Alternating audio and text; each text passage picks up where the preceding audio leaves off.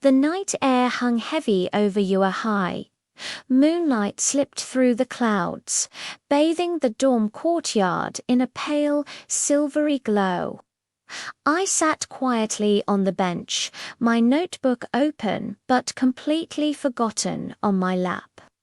My hands were trembling, but not from fear.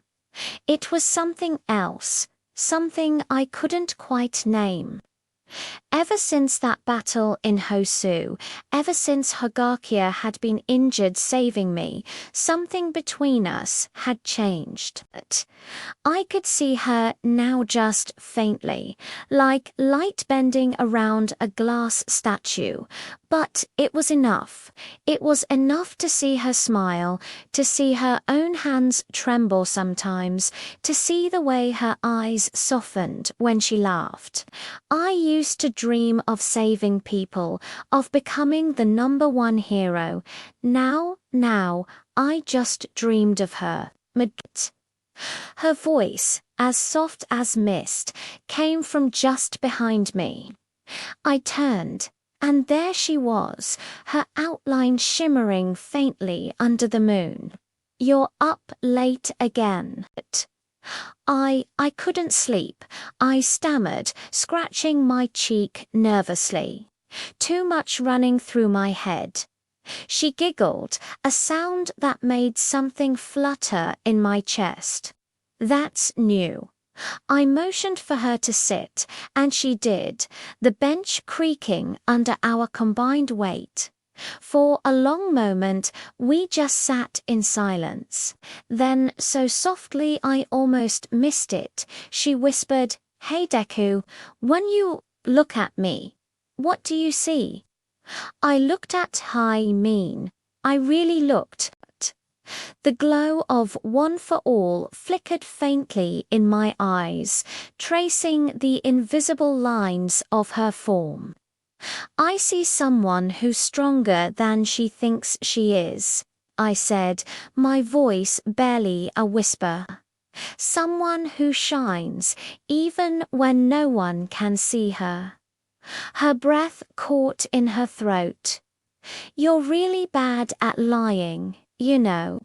I couldn't help but smile. Then it must be true. Weeks later, the UA Sports Festival arrived, a blazing inferno of heat and cheers from the crowd. But this time, I wasn't the only one under the spotlight. Hagakure was competing too, and she was visible to everyone thanks to a faint refractive shimmer she'd learned to control. Her new technique, which she called Prism Mirage, let her split the light around her body, turning her invisibility from a defense into a powerful offense. She could blind her opponents, misdirect them, and strike faster than anyone ever expected. But what really drew the crowd's eyes wasn't just her incredible new control over her quirk. It was the way I looked at her from the sidelines, proud, protective, and just completely captivated. During the cavalry battle, when Todoroki launched a massive wall of ice that nearly crushed her team, I didn't even hesitate. One for All surged through my veins, and I dove right in front of her, blasting the ice apart with a thunderous smash. "Deku, you idiot!" she yelled, rushing over to help me up. I just grinned, even though the bruises were already starting to form. "Couldn't let you disappear again?"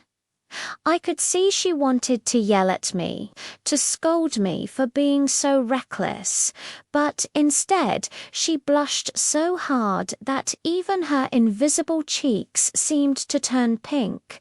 Of course, the cameras caught it. The crowd went absolutely wild.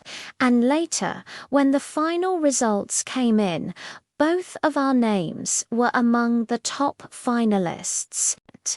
But behind all the applause and celebration, shadows were beginning to move. Late one evening, All Might summoned both me and Hagakure to his office. His face was grave, all traces of his usual booming smile gone.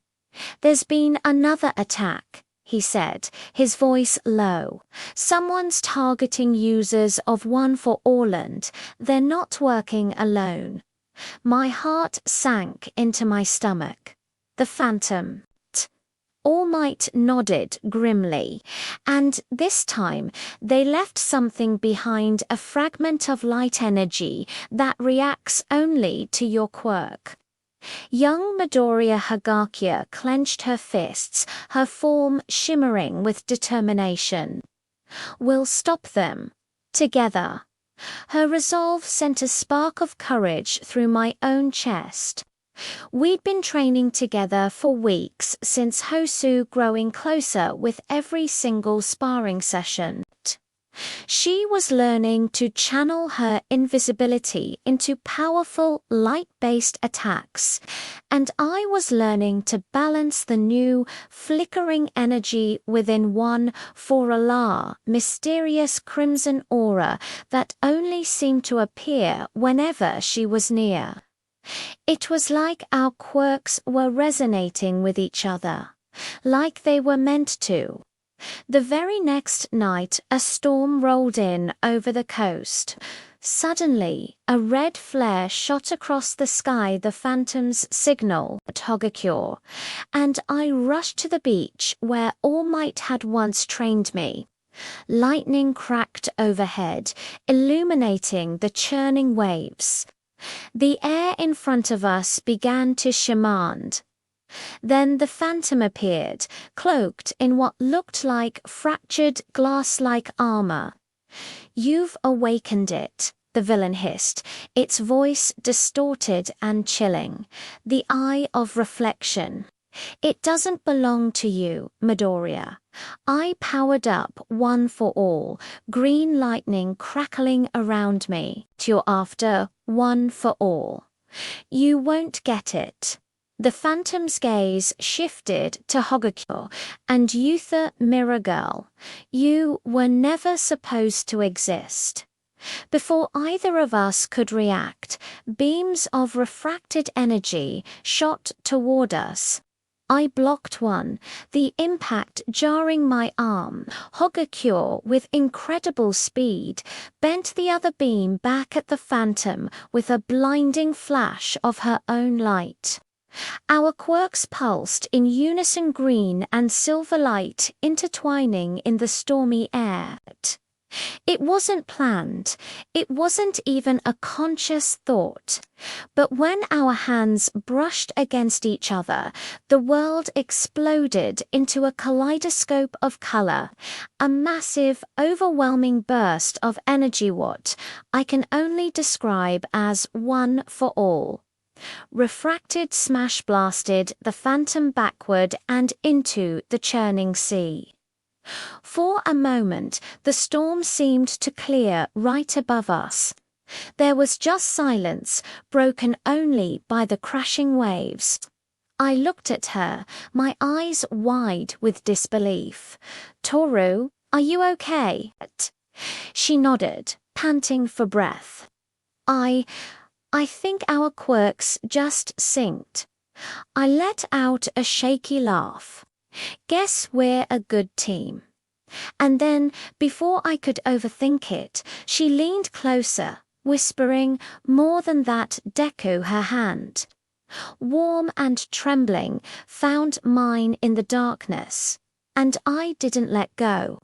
After that battle, things at UA went quiet again.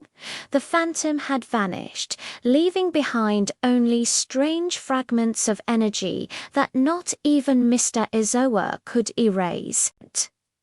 In the dorms, Hagakure and I sat together under the stars, our hands brushing as we watched the night sky. "Do you ever think," she asked softly, "that maybe our quirks brought us together?" I smiled, looking over at her shimmering form. "Maybe, but even if they didn't, I'd still find you." She giggled, resting her head against my shoulder. She felt as light as air. "You're so cheesy, Midoriya." "Yeah," I admitted with a small laugh. "But I mean it." The moment lingered, sweet and quiet and perfect. The world finally felt at peace, but deep underground, somewhere hidden in the darkness, a red light flickered again, twisting, reforming. The phantom's broken mask pulsed with a faint, malevolent energy, and then a voice echoed from the shadows. "You think love will save you, Midoriya. The light you hold belongs to me now." Thank you so much for watching this far.